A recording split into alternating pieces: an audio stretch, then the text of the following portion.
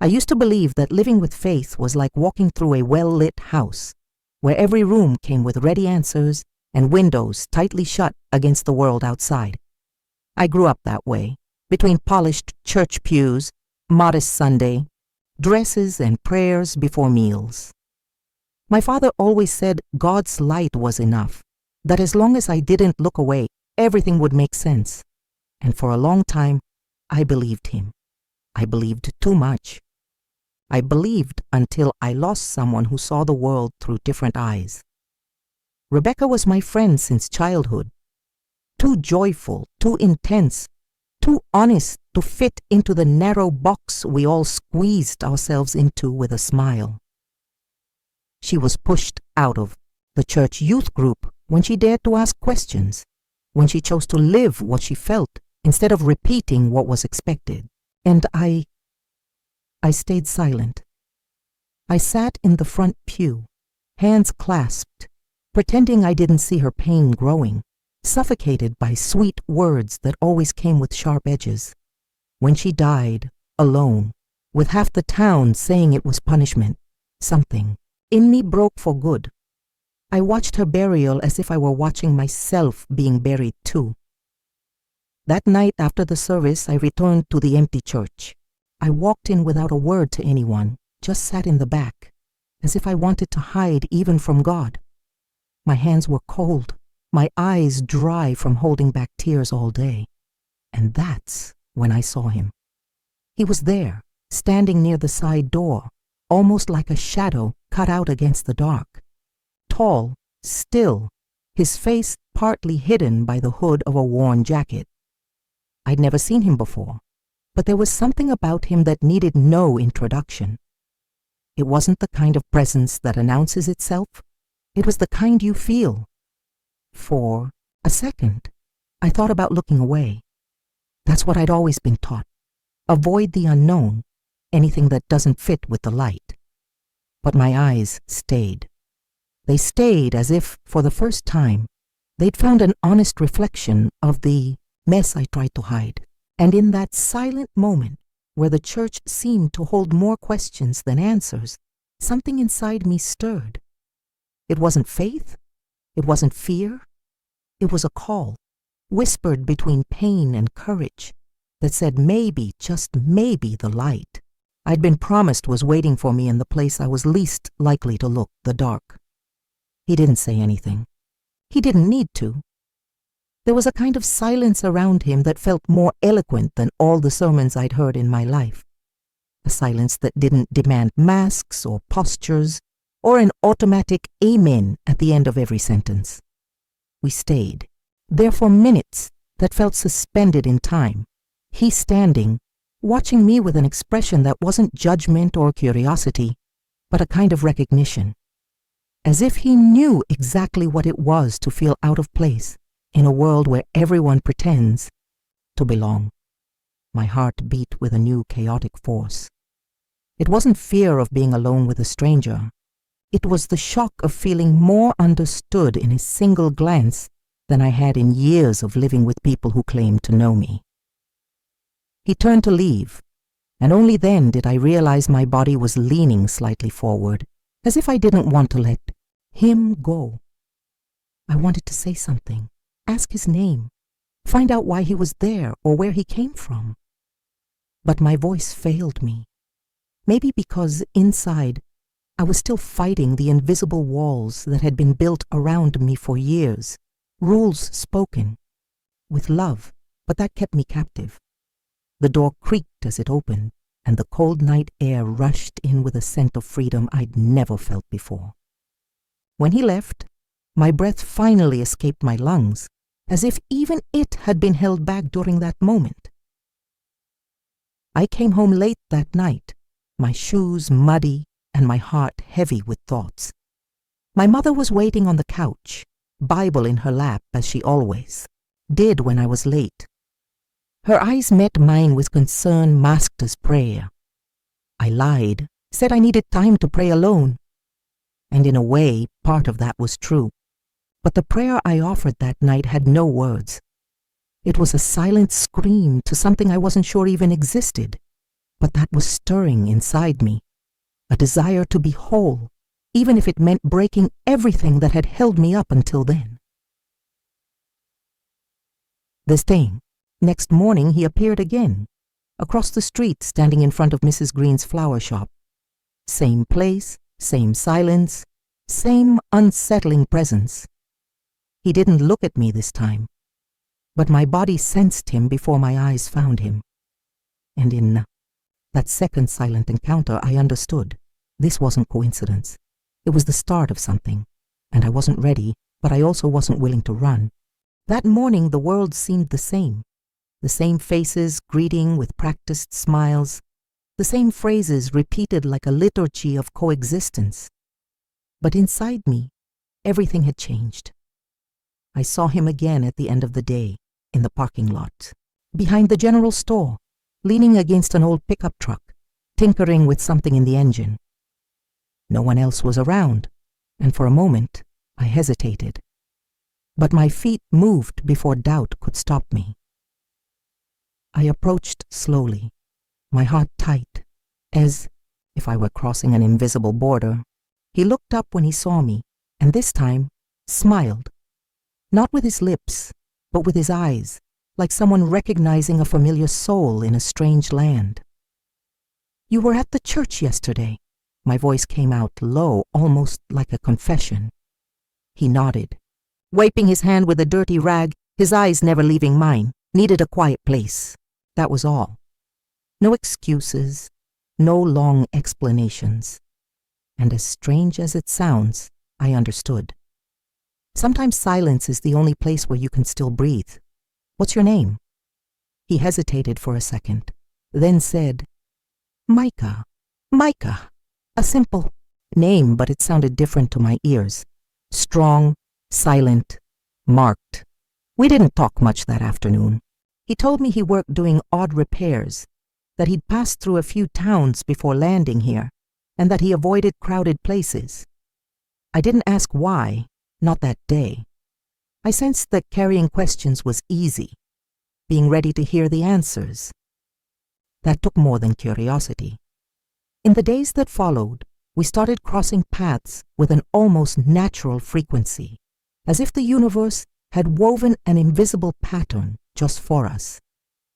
A few words exchanged in the bakery line, a wave from afar at the gas station entrance, a lingering glance when our paths met in silence, as if time slowed down just for us. What surprised me wasn't what he said, but what he didn't say.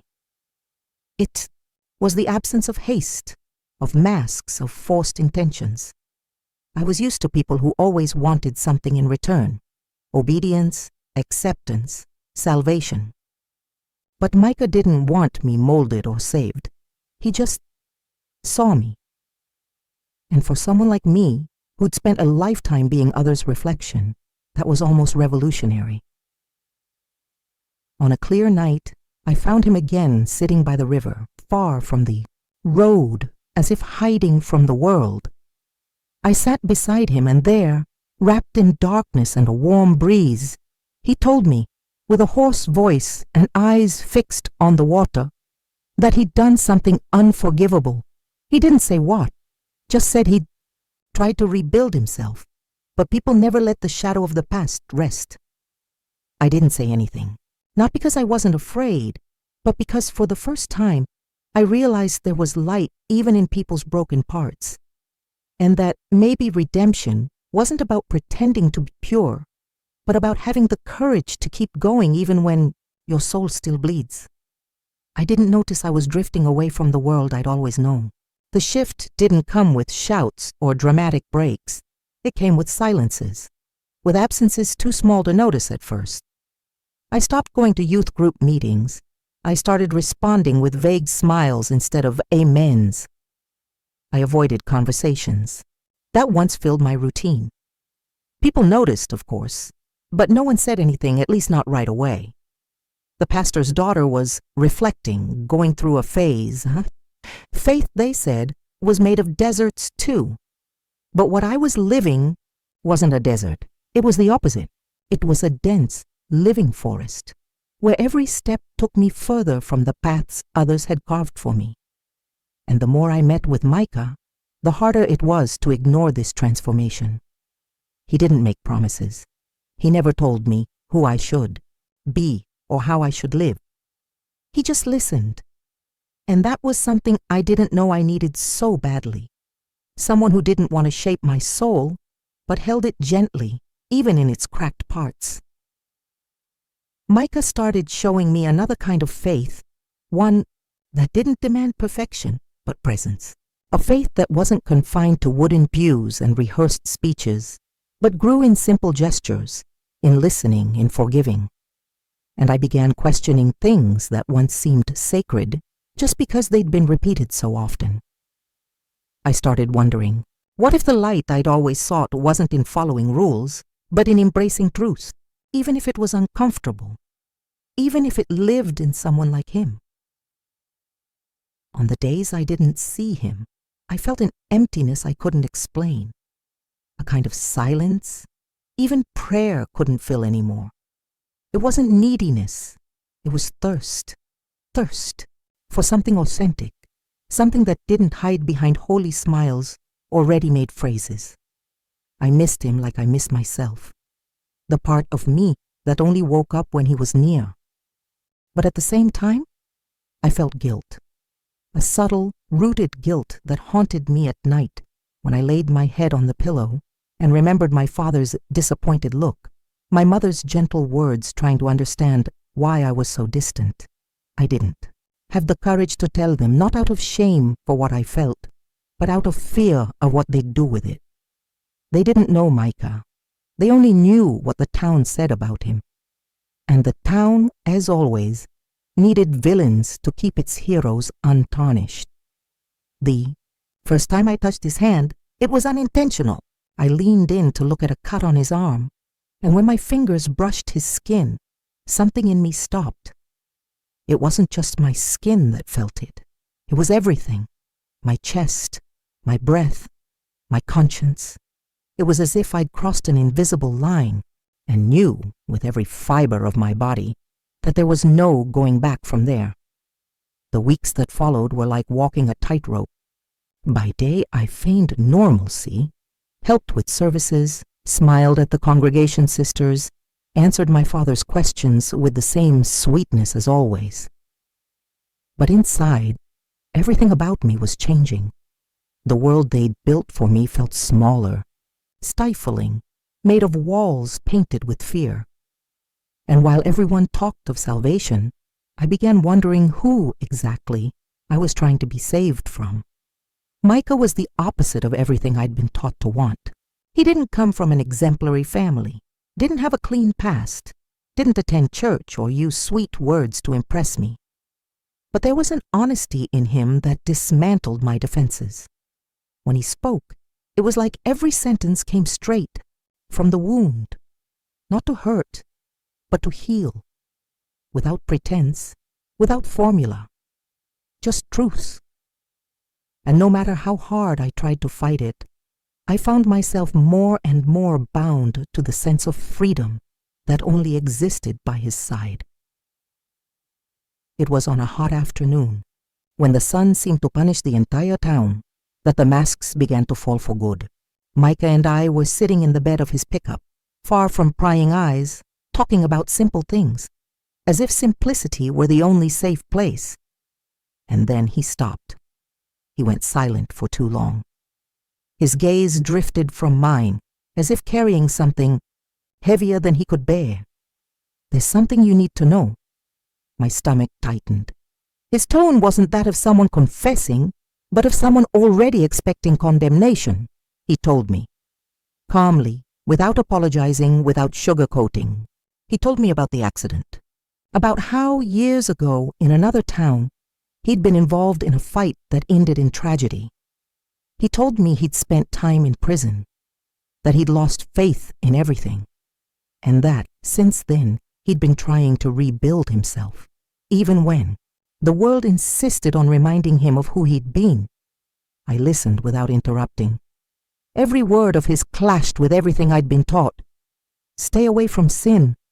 The past defines the man. Avoid the impure. But there, in front of me, there was no impurity. There was pain. There was regret. There was a human being, whole and broken and worthy. And for the first time, I understood that true love doesn't choose based on what's clean, but on what's real. By the end of that day, I went home different, heavier, clearer, more aware of the chasm opening between the life I lived and the one I wanted to choose. My mother noticed. She looked at me with the tired eyes of someone praying silently for a daughter slipping through her fingers. My father noticed too, but he didn't say anything that night. He just watched me with a look that wasn't yet disappointment, but a premonition. And I, lying in bed, stared at the dark ceiling as if it were the sky. I wondered if God still saw me. If he saw that part of me that was beginning to love not what was allowed, but what was true. The end didn't come like thunder. It came like a whisper. Small, but impossible to ignore. On Sunday morning, after weeks of heavy silence, on whispered glances between the church pews, my father stepped onto the pulpit with a rigidity beyond even his usual standards. I was sitting beside my mother, hands clasped in my lap, my heart beating too loudly for the silence around me. Something was about to happen. I felt it. I don't know if it was the way he gripped the Bible or the way the congregation looked at me with a pity that stung. But when my father said there was sin growing among us, and that stray sheep needed to be brought back before the flock was corrupted, I knew. He was talking about me. My name wasn't spoken, but one look around was enough to know they all understood. Or thought they did. About me, about Micah, about everything I tried to keep between me and God, and that was now public, dirty, whispered on every corner. When I left the church that day, I heard the murmurs. I heard the words spoken with concern, disguised as care. I saw faces that once smiled turn away with cruel swiftness. And there, in the stifling heat of the service's end, I realized there, love for me had always been conditional. Conditional on my obedience. Conditional on my silence. My father called me to talk that night. It was the first time I saw him tremble, not with anger, but with fear. Fear of losing me, fear of scandal, fear that our family's name would be dragged through something he couldn't control. He pleaded, not with shouts, but with words spoken, softly, like someone trying to save someone on the edge of a cliff. He said there was still time, that God forgave, that the town would forget, if I just turned back, but there was no turning back. Not because I felt rebellious, not because Micah seduced or led me astray, but because for the first time, I knew who I was. I wasn't just the pastor's daughter. I was Lilah, a woman made of faith and flaws, of love and contradictions. And I couldn't pretend anymore that I didn't feel what I felt, that I didn't see the truth in the eyes of someone the whole world had decided to label unworthy. That same night, I went to Micah's house. He already knew. The whole town seemed to know. He looked at me like he expected me to say it was over, that everything was lost. But I stepped closer and took his hand. And for the first time, I spoke without hesitation. I'm not going to leave you. And in that moment, amid the chaos, the pain, the rejection, and the judgment, I felt something I'd never experienced in all my years of religious obedience. Peace. True peace. The kind that's born when you choose the light, even when it shines in the dark. The next morning, I packed my things in silence. No big suitcase, just the essentials. A backpack, my grandmother's Bible, the one with notes in the margins and yellowed pages, and the letter my friend Rebecca wrote me before she died, which I hadn't had the courage to open until that night. My room still smelled of childhood, with framed verses on the walls, dresses lined up like soldiers in the closet. But I no longer belonged to that frozen image of myself. It was as if that place had birthed me, but had no room to keep me alive. My mother found me at the door, She didn't say a word. She just looked at me with teary eyes and placed her hand on my shoulder. There was sadness there, but also a kind of silent respect. Maybe deep down, she knew the daughter she raised to please the world had finally chosen to please her own soul. Micah was waiting outside, leaning against the pickup, as always. He didn't ask if I was sure. He didn't say it would be easy. He just opened the passenger door and waited, and I got in. Not like someone running away, but like someone choosing to stand tall in the middle of a storm with steady feet and a whole heart. We left town by the old road without looking back. I knew from then on nothing would be simple. I knew his scars wouldn't vanish overnight, that my name would be spoken in tones of scandal for a long time, that my father would close his eyes and pray for me to see the truth every day. But I also knew the love that kept me alive wasn't the one preached in sermons, conditional, controlled, with deadlines and promises. It was a love made of real choices, of staying despite knowing the flaws, of building together, even when the world insists on crumbling around you. For the first few days, we stayed at a friend of his, far from town. We worked whatever jobs came, up. We shared little money, a lot of hope, and quiet peace that filled even the most cracked corners of the soul. Sometimes we'd lie in the bed of the pickup at night, looking at the sky, and Micah would ask if I missed everything I'd left behind. And even with my heart heavy with memories, my answer was always the same. I only miss who I pretended to be. Because now, finally, I was whole. Not because I was right, not because I was perfect, but because I was true. And that was the light no one taught me to seek, the one that's born when you stop lying to yourself. Years have passed, and if you asked me today who I am, I wouldn't start by saying I'm the pastor's daughter, because that's no longer my definition. I'm Isla Montgomery, and I've lived between extremes, between imposed silence and hard-won freedom, between the judgment of outside voices and the whispered truth of my own heart. Micah is still by my side. He carries his shadows, yes, but he's also learned to see shapes in them, not threats. Together we've built a life of small beginnings, of respected scars, of love without molds. We don't have everything, but we have what no one can take, the choice to stay true to who we really are.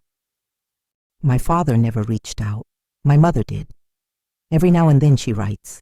Her words are still threaded with verses and fears, but there's something new in them, silence between the lines, a kind of understanding, a kind of love that, though restrained, still insists on reaching out. And as for faith, it hasn't left me. It's just changed shape. Today, I believe in a faith that walks with me, not above me. A faith that accepts questions without answers. That finds me in places religion said God wasn't, because I discovered. Sometimes the truest light doesn't come from above. It's born deep in the dark when you stop running and finally choose to live. The end.